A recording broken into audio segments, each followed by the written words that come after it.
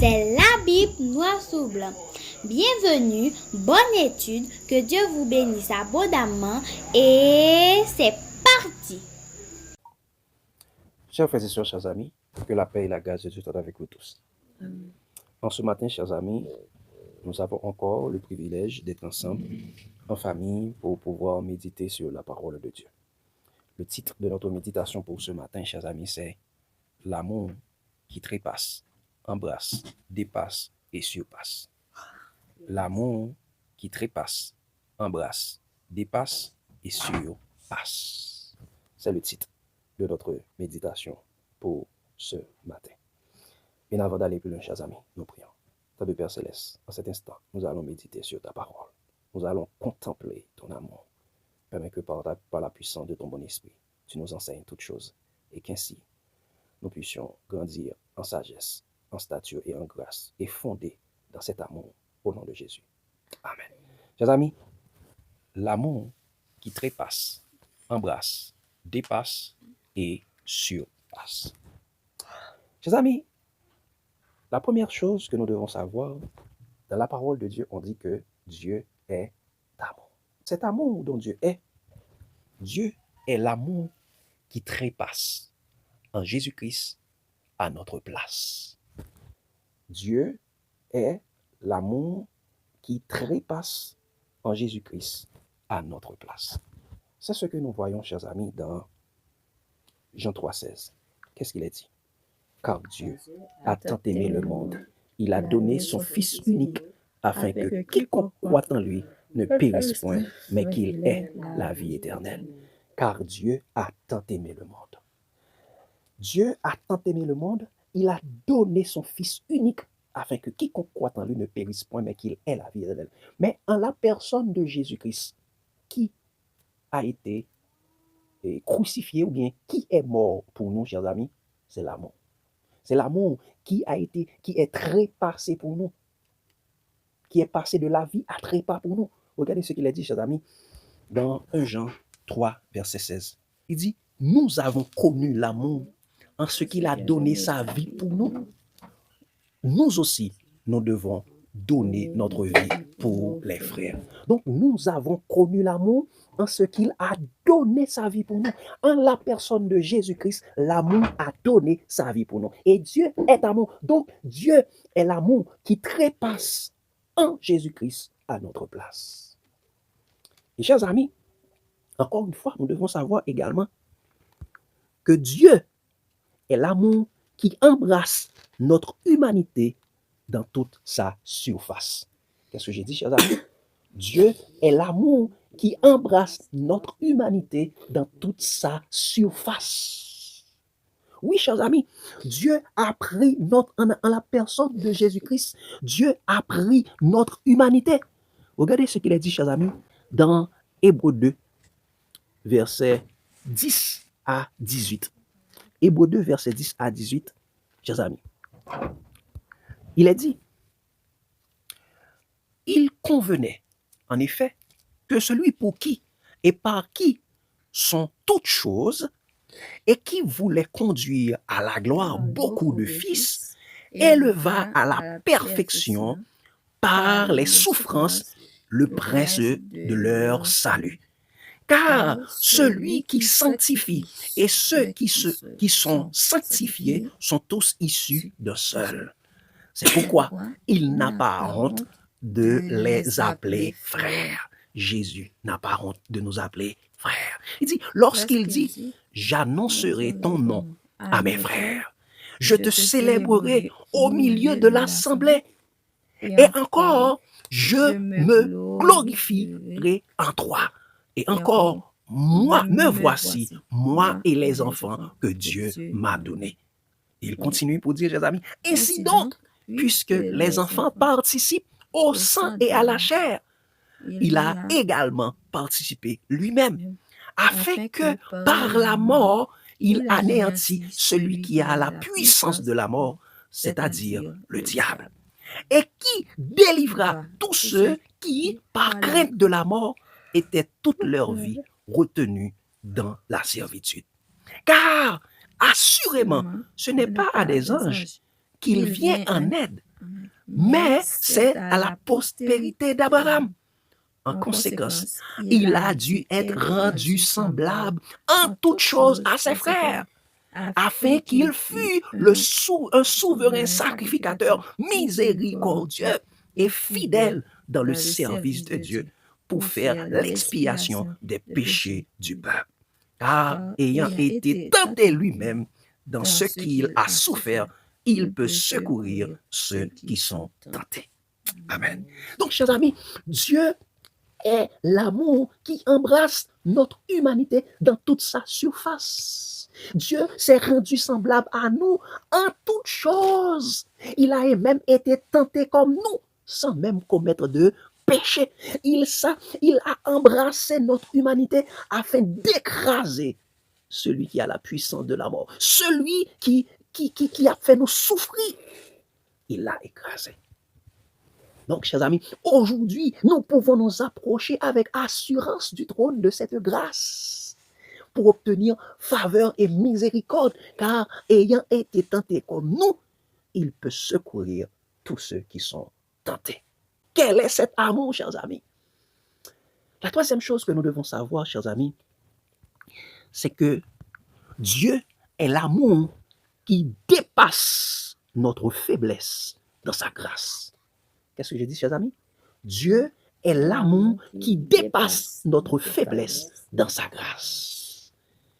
Chers amis, regardons ce qu'il est dit, chers amis, dans Romains 5, versets 12 à 21. Romains 5, versets 12 à 21. Nous allons voir, chers amis, c'est un amour. Cet amour dépasse notre entendement.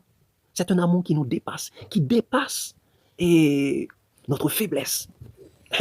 Regardez ce qu'il a dit, chers amis. C'est pourquoi, comme par un seul homme, le péché est entré dans le monde, et par le péché, la mort, et qu'ainsi la mort s'est étendue sur tous les hommes, parce que tous ont péché. Donc, chers amis, l'amour qui dépasse notre faiblesse c'est le péché. Parce que Paul avait écrit, j'ai le désir de faire le bien, mais le mal, le péché est attaché à moi. Donc, chers amis, et il continue pour dire, chers amis, car jusqu'à la loi, le péché était dans le monde. Or, le péché n'est pas imputé. Quand il n'y a point de loi, jusqu'à la loi n'a pas pu effacer le péché. La loi n'a pas pu éradiquer le péché. Parce que jusqu'à la loi, le péché est encore dans le monde, a encore fait des dégâts dans le monde. Il dit cependant, la mort a régné depuis Adam jusqu'à Moïse. Depuis Adam, avant Adam, il n'y avait pas de loi. Avec Moïse, il y a la loi. Jusqu'à la loi, il dit la mort a régné depuis Adam jusqu'à la loi. Il continue pour dire, chers amis, même sur ceux qui n'avaient pas péché par une transgression semblable à celle d'Adam, lequel est le figure de celui qui devait venir. Quel est le péché d'Adam? La désobéissance, la nourriture. Tu pourras manger de tous les arbres du jardin, mais quant au fruit de l'arbre de la connaissance du bien et du mal, tu n'en mangeras pas. C'est ce que Dieu avait dit. Mais il n'y avait point d'autre loi. Seulement cette loi. Et l'autre loi qu'il y avait, c'est la loi d'amour. C'est la loi d'amour, chers amis. Et il continue pour dire, chers amis, mais il n'en est pas du don gratuit, comme de l'offense. Car si par l'offense d'un seul, il en est beaucoup qui sont morts, à plus forte raison, la grâce de Dieu et le don de la grâce venant d'un seul homme, Jésus-Christ, ont-ils été abondamment répandus sur beaucoup. Donc la grâce de Dieu a été répandue sur beaucoup. Donc, chers amis, c'est pourquoi nous disons que Dieu est l'amour qui dépasse notre faiblesse dans sa grâce.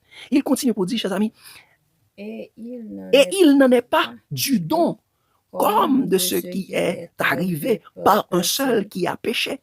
Car c'est après une seule offense que le jugement est devenu condamnation, tandis que le don gratuit devient justification après plusieurs offenses. Si par l'offense d'un seul, la mort a régné par lui seul, à plus forte raison, ceux qui reçoivent l'abondance de la grâce et du don de la justice régneront-ils pour la vie par Jésus-Christ lui seul? Amen. Il dit, ainsi donc, comme par une seule offense, la condamnation a atteint tous les hommes, de même, par un seul acte de justice, la justification qui donne la vie s'étend à tous les hommes. Car, comme par la désobéissance d'un seul, l'homme, beaucoup ont été rendus pécheurs. De même, par l'obéissance d'un seul, beaucoup seront rendus justes.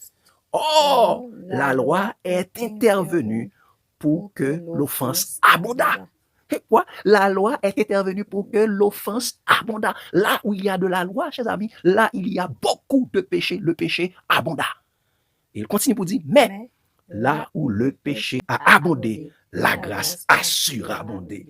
Amen. Là où le péché a abondé, la grâce a surabondé. Afin que, comme le péché a régné par la mort, ainsi la grâce régna par la justice pour la vie éternelle par Jésus-Christ, notre Seigneur. Amen. Chers amis, Dieu est l'amour qui dépasse notre faiblesse dans sa grâce pour nous donner la vie. Et chers amis, l'autre chose, c'est que nous devons savoir que Dieu est l'amour qui surpasse toutes nos limites pour nous restaurer dans sa race. Qu'est-ce que j'ai dit, chers amis? Dieu est l'amour qui surpasse toutes nos limites pour nous restaurer dans sa race. Regardez ce qu'il a dit, chers amis, dans Éphésiens. Éphésiens chapitre 3, versets 14 à 19, le premier texte. Éphésiens chapitre 3, versets 14 à 19. Regardez ce qu'il a dit.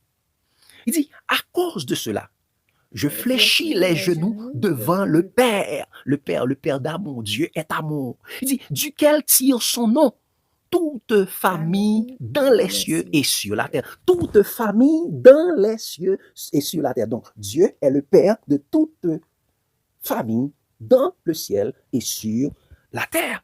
Il continue. Il dit, afin qu'il nous donne, selon la richesse de sa gloire, d'être puissamment fortifié par son esprit dans l'homme intérieur, en sorte que Christ habite dans vos cœurs par la foi, afin qu'étant enraciné et fondé dans l'amour. Christ est amour. Dieu veut que Christ, qui est son amour, habite dans nos cœurs, afin que nous soyons enracinés et fondés dans quoi? Dans l'amour. Vous puissiez comprendre avec tous les saints quelle est la largeur, la longueur, la profondeur et la hauteur, et connaître l'amour de Christ qui surpasse toute connaissance, en sorte que vous soyez remplis jusqu'à toute la plénitude de Dieu. Donc, chers amis, l'amour, Dieu est l'amour qui surpasse toutes les limites, toutes nos limites, afin de nous restaurer dans sa race, afin que sa plénitude habite en nous. Afin que sa plénitude habite en nous. Et regardez ce qu'il a dit, chers amis, dans Acte 17, verset 24 à 31. Acte 17, verset 24 à 31, chers amis. Regardez. Donc, pourquoi Dieu veut habiter en nous, chers amis? Pourquoi Dieu veut que son amour soit en nous? C'est pour que nous soyons restaurés dans sa race. Car tous ont péché et sont privés de la gloire de Dieu. Dieu veut nous restaurer dans sa gloire. Car Christ en nous, l'espérance de la gloire. Regardez, chers amis, dans Acte 17, verset 24 à 31. Qu'est-ce qu'il a dit, chers amis? Il a dit, le Dieu qui a fait le monde et tout ce qui s'y trouve, étant le Seigneur du ciel et de la terre, n'habite point dans des temples faits de main d'homme. Dieu, le Dieu qui a fait le monde et tout ce qui s'y trouve, quoi? N'habite point dans ce qui est fait de main d'homme, parce que ce n'est pas les temples faits de main d'homme que Dieu veut transformer à sa gloire. C'est vous, c'est moi. Et il continue pour dire, cet ami, il n'est point servi par les mains humaines, comme s'il a besoin de quoi que ce soit. Lui qui donne à tous la vie, la respiration et toute chose. Dieu donne toute chose aux hommes, aux humains. C'est lui qui pourvu à nos besoins. Dieu ne veut pas que nous le donnions, mais c'est Dieu qui nous donne, car l'Éternel est nos berger. Je ne manquerai de rien. Il continue pour dire, il a fait que tous les hommes sortis d'un seul sang habitassent sur toute la surface de la terre, ayant déterminé la durée des temps et des bornes de leur demeure. Il a voulu qu'ils cherchassent le Seigneur et qu'ils s'efforçassent de le trouver en tâtonnant, bien qu'il ne soit pas loin de chacun de nous. Dieu n'est pas loin de chacun de nous. Où ça, Dieu est? En nous. Parce que nous sommes le temple de Dieu.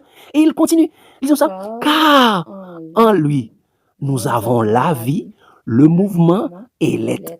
C'est ce qu'ont dit aussi quelques-uns de vos poètes. De lui, nous sommes la race. Quoi? De Dieu, nous sommes la race. Dieu, chers amis, est l'amour qui surpasse nos limites pour nous restaurer dans sa race. Et il continue pour dire, chers amis, ainsi donc, étant la race de Dieu, nous ne devons pas croire que la divinité soit semblable à de l'or, à de l'argent ou de la pierre sculptée par l'art et l'industrie de l'homme. Dieu, sans tenir compte des temps d'ignorance, annonce maintenant à tous les hommes, en tout lieu, qu'il est à se repentir, parce qu'il a fixé un jour où il jugera le monde selon la justice, par l'homme qu'il a désigné, ce dont il a donné à tous une preuve certaine en le ressuscitant des morts. Dieu a ressuscité l'amour des morts et l'a fait habiter en nous pour que nous soyons de sa race. Donc, chers amis, l'amour, le titre de notre message était, chers amis, l'amour qui trépasse, embrasse, dépasse et surpasse. On peut répondre, chers amis, l'amour qui trépasse, embrasse, dépasse et surpasse. Donc, chers amis, Dieu est l'amour qui trépasse en Jésus-Christ à notre place. Dieu est l'amour qui embrasse notre humanité dans toute sa surface. Dieu est l'amour qui dépasse notre faiblesse dans sa grâce. Et Dieu est l'amour qui surpasse toutes nos limites pour nous restaurer dans sa race. Par contre, si nous avons dit ça avec, par contre, si nous avons dit avec, Dieu est l'amour qui trépasse en Jésus-Christ à notre place. Dieu est l'amour qui embrasse notre humanité dans toute sa surface. Dieu est l'amour qui dépasse notre faiblesse dans sa grâce. Dieu est l'amour qui surpasse toutes nos limites pour nous restaurer dans sa race. Dieu est l'amour qui trépasse, embrasse, dépasse et surpasse. Que Dieu vous bénisse abondamment, chers amis. L'amour de Christ nous presse. Amen.